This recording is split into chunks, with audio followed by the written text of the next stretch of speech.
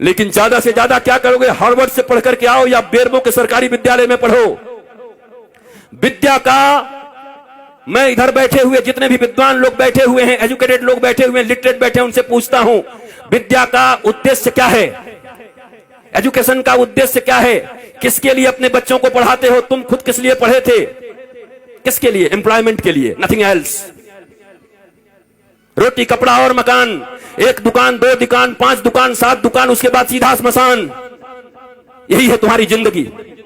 रोटी कपड़ा और मकान, 70 साल की जिंदगी में 1 से 5 दुकान किए और फिर 4 कंधों पर स्मशान चले गए। इसी के लिए पृथ्वी पर आए थे। सारी जिंदगी टेंशन, सारा जिंदगी दुख, सारा जिंदगी डिप्रेशन, सारा जिंदगी हाय हाय, सारी जिंदगी कर्ज, सारे जिंदगी रिश्तेदारों को मनाते रहे, एक दूसरे से नीचा देखने और दिखाने का काम चलता रहा और उसके बाद एक दिन तुम्हारी मृत्यु आ गई। हमने सुना था कि मनुष्य का जीवन सबसे सार्थक होता है। दुर्लभो मानुषोदेहि देहि नाम क्षणभंगुरः तत्रापि दुर्लभम मन्ये वैकुंठ प्रिय दर्शनम। ये दुनिया में सबसे ज्यादा का, सबसे अधिक, सबसे ज्यादा प्रभावशाली मानवीय जीवन है। क्या ये जीवन है? क्या इस जीवन के लिए मनुष्य को श्रेष्ठ बोला गया? ये कौन सी श्रेष्ठता है तुम्हारी? तुम चैन से सो नहीं सकते, तुम चैन से बैठ नहीं सकते, तुम पड़ोसियों का उत्थान नहीं देख सकते, तुम दुख को हैंडल नहीं कर सकते। राम जी के जैसा सत्ता चला जाए, उसके बाद भी जब माता कौशल्या पूछती हैं, राम तुमने सब काम कर लिया ना, सारी पूजाएं कर ली ना, कल मेरे बेटे का राज्याभिषेक होने वाला है, कल तो युवराज बनेगा। तो धीरे से राम जी कहते हैं, मां मेरे पिताजी इतने छोटे थोड़ी हैं। बोला क्या हुआ? मेरे पिताजी ने निर्णय किया है कि छोटे से राज्य अयोध्या का मुझे युवराज नहीं बनाएंगे। पिता दीन मोहि कानन राजू, उन्होंने मुझे बन का राजा बना दिया है, मुझे बन का विराट राजा बना दिया है। ये राम है। रातों रात सत्ता छिन गई पर अपने पिता को कह रहे हैं, मेरे पिता ने मुझे बन का राजा बना दिया। मां अयोध्या छोटी है, मैं बड़ा हूं ना। तो कहा तू इतना छोटा राज्य संभालेगा? तू बन का राज संभाल। जा, लाखों ऋषि महर्षि तेरा इंतजार कर रहे हैं। कई सबरी तुम्हारे लिए बैठी हैं, कई सुतीक्षण बैठे हैं, कई सरभंग बैठे हैं, कई जटायु तुम्हारे लिए बैठे हैं, कहीं सुग्रीव बैठा है बाली से लात खाए। जाओ सबका उद्धार करो। और इसलिए राम को वनवास दे दिया। पर तुम्हारे जीवन में ऐसी स्थिति आ जाए तो तुम्हारे बच्चे आत्महत्या कर लेते। नंबर कम आ जाए, अगर पिताजी ने कह दिया, माताजी ने, अगर तेरा 80% से कम आया, शर्मा जी के बेटा से अगर तेरा नंबर कम आया तो मैं जहर खा लूंगी। बच्चा देखता है नंबर तो आया 60%, घर आते आते सोचता है आखिर माता पिता ने कहा है हम जहर खा जाएंगे, वो क्यों मरेंगे, हम ही खा जाते हैं। इतना प्रेशर क्यों पढ़ने का? क्या पढ़ा रहे हो? मशीन बना रहे हो बच्चों को? गधों की तरह बोझ टांग दिया है यहां पर। क्या करोगे? 2 रोटियां ही तो कमाओगे ना, 2 कपड़े ही तो पहनोगे ना, इतने ही ना, किससे कुछ ज्यादा? रावण और राम की वृत्ति में क्या अंतर है? इतना ही तो है। रावण कहता है कि दुनिया में जितना भी सुंदर है वो सब मेरा होना चाहिए, सब मेरा है। राम जी कहते हैं जो मेरा है वो सबसे सुंदर है। यही राम और रावण के विचार में अंतर है। जो मेरा है वो सबसे सुंदर है। दुनिया का सब सुंदर मेरा करने में तो रावण बन जाओगे। इस वृत्ति का अंतर है। यही राम और रावण का युद्ध है। जो प्राप्त है वही पर्याप्त है, नहीं तो सर्वत्र दुख व्याप्त है। जो प्राप्त है वही पर्याप्त है। मेरे पास जो कुछ है वही है। परिश्रम करो, पुरुषार्थ करो, प्रार्थना करो, पर रो मत। वही है वही जो राम रचि राखा, को करे तर्क बढ़ा वही शाखा। इसका मतलब ये नहीं कि आलसी बन जाओ। अगर मैं भी ये कह के पढ़ा होता कि राम जी का कथा होगा तो राम जी कराएंगे, तो क्या राम जी हमारे घर में एरोप्लेन घुसा देते, एयर इंडिया को? क्या करते?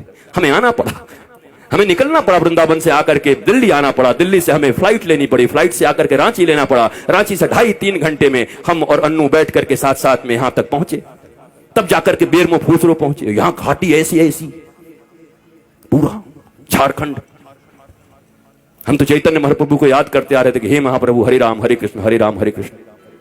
पूरा हरियाली चारों तरफ थी, अच्छा था। आए, यहां भी आनंद आया, आपको देख करके आनंद आया। याद रखो, कहते तो सभी हैं पर विश्वास रखो, दोनों भुजा उठा के कहता हूं, मेरे लिए बस एक ही आह्लाद है, न कोई चढ़ावा न कोई सामान, बस हृदय से आकर के बैठ करके राम का गुणगान सुन लो, यही मेरी दक्षिणा है। अगर तुम्हारे मुख से राम और कृष्ण के नाम निकलने लगे, तुम्हारे बच्चे अगर शिवाजी और छत्रपति महाराणा प्रताप इत्यादि की तरह होने लगे, विवेकानंद होने लगे, तो मेरी दक्षिणा मुझे मिल गई है। इससे ज्यादा क्या चाहिए? कपड़े भी हैं, गाड़ियां भी हैं, आश्रम भी हैं, बहुत कुछ है। अब क्या करूंगा? मैं अकेला हूं।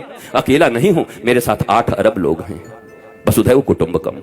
140 करोड़ भारतीयों के साथ साथ 8 अरब लोग। चूंकि सनातन संस्कृति ही एक ऐसी संस्कृति और धर्म है जो पूरी दुनिया को अपना परिवार मानती है। कोई कहता है मैं बड़ा, कोई कहता है मैं बड़ा, कोई कहता है मैं बड़ा, पर एक हमारा धर्म है जो कुछ नहीं कहता। वो कहता है धर्म की जय हो, अधर्म का नाश हो, प्राणियों में सद्भावना हो और विश्व का कल्याण हो। ये हम कहते हैं, सनातन ही धर्म है। बाकी मत हो सकते हैं, जितने भी लोग हैं, 8 अरब लोग हैं, 8 अरब मत हो सकता है, पर धर्म एक था, एक है और एक सदा रहेगा। और उस धर्म का नाम है सनातन धर्म। एकमात्र धर्म इस पृथ्वी पर है जो पूरी दुनिया को अपना परिवार मानता है, अपने परिवार की तरह रखता है और पूजता है। तुम्हें गौरव होना चाहिए।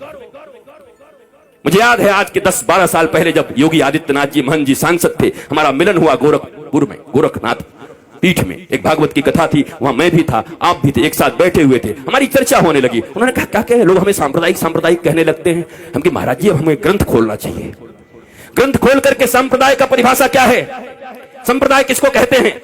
सम्यक प्रकार से हमारे पूर्वजों ने जो हमको प्रदान किया है, जो विचारधारा, जो अपनी विचारधारा, पवित्र विचारधारा हमारे पूर्वजों ने हमें प्रदान किया है, उसको कहते हैं सम्यक प्रकार से विचारों को प्रदान करने की प्रक्रिया को संप्रदाय कहते हैं। और अगर इसे संप्रदाय कहते हैं तो महाराज आज के बाद आप कह दीजिएगा टीवी चैनलों पर कि गर्व से कहो हम सांप्रदायिक हैं, हमारे पूर्वजों ने हमको जो विचार दिया है उसको लेकर के हम इस दुनिया में चल रहे हैं। लज्जा क्यों करते हो, शर्म क्यों करते हो? ये अनपढ़ लोग, ये गंवार लोग जिन्होंने मैकोले की शिक्षा विद्या पढ़ा करके तुम्हें पीछे की ओर ढकेल दिया, तुम सच्ची बात भी कहते हो तो कहने के लायक नहीं रह जाते हो। सांप्रदायिक कोई खराब शब्द नहीं है, संप्रदाय शब्द भारत का सबसे प्यारा शब्द है, सनातन संस्कृति का सबसे प्यारा शब्द है। पर तुमको संप्रदाय के लिए क्या पढ़ा दिया गया? तुष्टीकरण और संप्रदाय पढ़ा दिया गया तुमको। यहां तुष्टीकरण नहीं, यहां 140 करोड़ लोगों के संतुष्टीकरण की बात होती है। यहां 8 अरब विश्व के लोगों की संतुष्टीकरण की बात होती है। यह है सनातन धर्म। तुम्हें गौरव होना चाहिए अपने धर्म के ऊपर, पर तुम बैकडोर में रहते हो, पीछे रहते हो, क्योंकि तुम्हारे पास ज्ञान नहीं है, क्योंकि तुमने हिंदी नहीं पढ़ी, तुम इंग्लिश पढ़ रहे हो। ना हिंदी ना इंग्लिश, ये मिली जुली। मुझे ताज्जुब तब लगता है जब ये भोजपुरी सिनेमा के एक्टर भी जब टीवी पर आते हैं तो एंड आई इफ यू, अरे भोजपुरी में पिक्चर बनाए, भोजपुरी में बोल। ये हिंदी एक्टर जब आते हैं सिनेमा बनाएंगे, हिंदी बनेंगे, कूली बनेंगे, गांव के आदमी, पर जब आएंगे तो एंड आई एंड दिया एंड मेरी जान आँखें, अरे हिंदी बोल भाई। तुमको इन हिंदी वालों ने सुपरस्टार बनाया है, टेटे टेटे इंग्लिश बोलता है बैठ के। पर हमारे देश में अंग्रेजी बोलना मतलब एजुकेटेड होना, ज्ञानी होना। ये भारतीयों, इस गुलामी से कब निकलोगी? इस दुनिया में सबसे रीच लैंग्वेज है तो संस्कृत है, और सबसे पुअर लैंग्वेज है तो इंग्लिश है। संस्कृत के पास 1,74,00,000 से ज्यादा वर्ड्स हैं। करोड़ कह दिया, अरब। इंग्लिश के पास कितने हैं? बेचारा हर साल 2-4-10 बढ़ाते रहता है।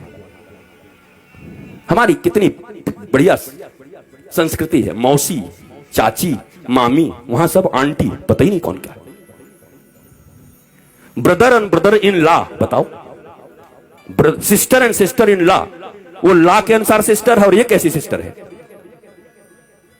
ये क्या है? This is language. बोलने दो जो बोलते हैं, तुम भी सीख के रखो, पर गौरव तो अपनी संस्कृत पर करो। संस्कृत में गाली भी दोगे ना तो बड़ा आनंद आएगा। किसी को कह दो ना, आप तो ग्राम सिंह हैं, खुश हो जाओ। ग्राम सिंह, ग्राम सिंह का अर्थ कुत्ता होता है, कुकुर। किसी को कह दो आई आई आप तो ग्राम सिंह है, वो भी कहेगा। बाद में कोई कहे हमको ग्राम सिंह कहा, महाराज संस्कृत में कुकुर होता है। आए कुकुर बोल गया। हमारी गाली भी इतनी प्यारी है हमारी भाषा में, पर हमें मालूम ही नहीं, हम जानते हैं। बदलो अपने संस्कारों को, नहीं तो ये कथाएं तुम्हें और बेहोश कर देंगी कुछ दिन के बाद।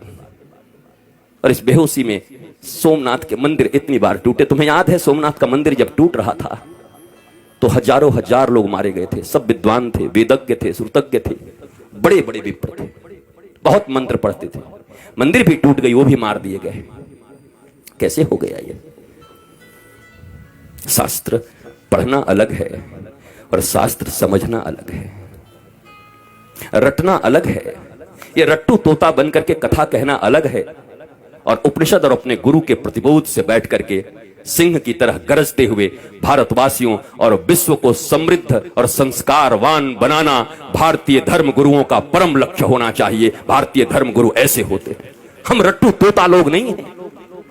हमें कोई सिखा दिया और तोते की तरह हम आकर प्रवचन करने लगे और भाषण करने लगे। वैसे ऐसे लोग हैं। 7 दिनों में लोग कहते हैं, क्या कहूं, इस श्लोक का वर्णन तो अगर मैं करने लगूं तो 7 दिन तक करना पड़ेगा। हमने एक जगह पंडाल में कह दिया, पंडाल का खर्चा हम देंगे, तू करके दिखा। भाग गया, क्योंकि कर ही नहीं सकते 7 दिन तक। पर ये रट लिया है, सिखाया जाता है कैसे बोलिएगा कि अभी समयाभाव के कारण इस श्लोक की चर्चा तो मैं 15 दिन तक कर सकता हूं, लेकिन आइए समयाभाव के कारण आगे बढ़ते हैं। मैंने कहा पंडाल का खर्चा, माइक का खर्चा और आपका भी खर्चा मैं दे रहा हूं, आपको इसी श्लोक पर बोलना है। मैंने सुना, दूसरे दिन सुबह निकल गए कि कहां से इसका विवेचना करूं, कैसे करूं। ये कोई व्यवसाय नहीं है, कोई व्यापार नहीं है। प्यार को व्यापार मत बनाओ। धर्म प्यार है, धर्म प्रीति है। धर्म से डरते नहीं हैं, धर्म प्रेम वर्धित करता है। भक्ति और विभक्ति 2 चीजें होती हैं। भक्त बनने आए हो, विभक्त का अर्थ होता है अलग होना भगवान से, और भक्त का अर्थ होता है जुड़ जाना। इस बाजारवाद की दुनिया में हर जगह बस सामान की तरह हम बिक रहे हैं। रोज तुम्हें लुभाया जा रहा है, पूरा बाजार चुंबक हो गया है, तुम सड़े हुए लोहे हो गए हो। सब कुछ उसी में छीना जा रहा है। कमाल हो गया। बरसों से हमारी रक्षाबंधन की कितनी सुंदर परंपरा चली आ रही है, और उस परंपरा में आज क्या होता है, फलाना डायमंड दो, इस रक्षाबंधन पर अपनी बहन को उपहार दो। बताओ वो भाई क्या करेगा जो खेतों में काम करता है। पीढ़ियों का उनका प्यार भाई बहन के बीच, पर ये प्रचार भाई बहन के प्रेम, पति पत्नी को मैंने देखा, ये कुकर लाओ और बीबी से प्यार बढ़ाओ। हम कि वाह, ये कुकर नहीं होगा तो बीबी से प्रेम नहीं होगा, पत्नी से प्रेम नहीं होगा, कुकर से प्रेम होगा। कुकर और पत्नी का क्या संबंध है? डायमंड और भाई बहन का क्या संबंध है? हर चीज को पैसे से जोड़ दिया। बात बढ़ाना भैया, सबसे बड़ा रुपया। कहीं रिश्ते नहीं रह गए, गांव नहीं रह गए। और इस कोरोना में उन शहरों में जो कबूतर की तरह लेकर के फ्लैट रहते थे, टुकुड़कू, उनको पहली बार पता चला कि गांव और गांव की गलियों और गांव के वृक्षों का क्या महत्व है। तरस गए वो ऑक्सीजन के लिए, पर गांव में लोग ऐसे सीना करके घूमते रहे। भारत गांवों का देश था। यहां ऑक्सीजन फ्री, यहां जल फ्री, और सबके सब पहले हम ऐसे भारतवासी लोग हैं, पहले इतना यूरिया डाल दिया, खेती करने लगे। पंजाब में खेती होने लगी, पंजाब में इतना अन्न उपज, हरित क्रांति आ गई। ऐसी हरित क्रांति आ गई कि पंजाब से ट्रेन चलने लगी, कैंसर स्पेशल ट्रेन। क्या करोगे ऐसी हरित क्रांति का, जब अपने ही बच्चों को कैंसर का पेशेंट बनाते रहे। इतनी भूख और इतनी लालच किस बात की है? तो ये भारतवासियों को हो क्या गया है? जो भारत विश्व गुरु था, जिस भारत की माताएं प्रहलाद, अलर्क जैसे पुत्रों को जन्म देती थी, ये हो क्या गया है? ये कहां से बुद्धि बिगड़ गई हमारी? ये कहां से आपके बच्चों में आप कंपटीशन भर रहे हैं, सिर्फ प्रतियोगिता भर रहे हैं। इतना छोटा बच्चा होता है, उसको प्रतियोगिता से तुम्हें इतना नंबर लाना पड़ेगा, उससे ज्यादा नंबर लाना पड़ेगा। क्या क्या बना रहे हो उसको? कोई कहता है डॉक्टर बनो, कोई कहता है इंजीनियर बनो, कोई कहता है ये बनो, कोई कहता है व्यवसायी बनो। कोई नहीं कहता बेटा तो कुछ बन न बन, पर श्रवण कुमार की तरह ऐसा बनना कि बूढ़े माता पिता को अगर तीर्थ करने का मन हो तो कंधे पर बिठा के ले चलना। इंसान बन जा, आदमी बन जा, सच्चा बेटा बन जा। वो कोई नहीं बना रहा। उसके बाद रो रहे हैं, उसके बाद निंदा कर रहे हैं गांव में घूम घूम के, हमारा बेटा हमारी बात नहीं सुनता, बहू बात नहीं सुनती, बेटी बात नहीं सुनती। आपने शिक्षा क्या दिया था? और आपकी भी गलती नहीं है मेरे माता पिता, और मैं औलादों को भी कहूंगा, ये जो बेटे और बेटी हैं, इतना कम से कम मानो, जिन्होंने तुम्हें इस पृथ्वी पर लाया है, जिन्होंने गर्भ में रखा है, उससे अपना तुम्हारा इस दुनिया में कोई नहीं हो सकता। फिर दोनों भुजा उठा के कहता हूं, इस दुनिया में अगर तुम्हारा कोई सबसे सच्चा मित्र हो सकता है तो माता पिता और गुरु, इसके सिवा तुम्हारा कोई मित्र नहीं हो सकता। बाकी सब पता नहीं कहां तुम्हें ढकेल देंगे। पहली गुरु, मां, पिता, इन दोनों के तुम न हुए तो दुनिया वाले तुम्हारे अपने होंगे। किसको मित्र मान रहे हो? दुनिया में कैसे फ्रेंडशिप है? मेरी वो फास्ट फ्रेंड है। किस लिए? मैं सही करूं या गलत करूं, सदा मेरे साथ खड़ा रहता है। अरे तो तुम्हारा वो दुश्मन है। ये तो दुर्योधन और कर्ण की दोस्ती हो गई। कर्ण को दुर्योधन ने अंग देश का राजा बना दिया, इसलिए कर्ण श्री कृष्ण और धर्म के खिलाफ खड़ा हो गया, और खिलाफ खड़ा हो गया तो 12 के भाव में मारा गया। जबकि कर्ण से बड़ा कोई दानवीर नहीं था, कर्ण से बड़ा कोई वीर नहीं था, सूरवीर नहीं था। ऐसा कोई बढ़िया धनुर्धर नहीं था, पर धर्म और भगवान के खिलाफ खड़े हो गए तो तुम्हारी कोई धनुर्धारिता काम नहीं करेगी। धर्मो रक्षति रक्षितः, जो धर्म की रक्षा करता है धर्म उसकी रक्षा करता है। परंतु हमारे मित्र ने हमको पैसा दे दिया तो हम भगवान के खिलाफ भी खड़े हो जाएंगे, यही तो कर्ण ने किया। गांधारी को कहते हैं वो पतिव्रता थी। कैसी पतिव्रता थी वो? पति अंधा था। पतिव्रता का अर्थ होता है अंधे पति को अपनी दोनों आंखों से वो दिखाती, हर चीज बताती, पति की आंख बन जाती, तब पतिव्रता कहता। पति तो पहले से अंधा था, वो भी पट्टी बांध करके दुर्योधन अन्याय पे अन्याय करता रहा, पर धृतराष्ट्र की तरह गांधारी भी आंख बंद करके बैठी थी। वो कैसी पतिव्रता हो सकती हैं? और अगर पतिव्रता थी तो अपने 99 पुत्रों में से एक को क्यों नहीं बचा सकी? अगर इतनी ही पतिव्रता थी तो उनका आशीर्वाद उनके पुत्रों को क्यों नहीं मिला? क्यों मारे गए सबके सब? कुरुक्षेत्र के मैदान में रक्त रंजित होकर के क्यों पड़े रहे सब? क्योंकि धर्म नहीं अपनाया। पतिव्रता ये नहीं होता। अगर पिता नहीं समझ पा रहे हैं तो मां का यह कर्तव्य है कि अपने बच्चों को कुपथ से जाने से रोके। नहीं नहीं नहीं, इट्स नॉट गुड, मत जाओ इधर, ये ठीक नहीं है, तुम्हें धर्म पथ पर चलना है मेरे बेटे, तुम धर्म पथ पर चलो। पर हम सब बस एक ही चीज सिखा रहे हैं, बढ़िया कमाना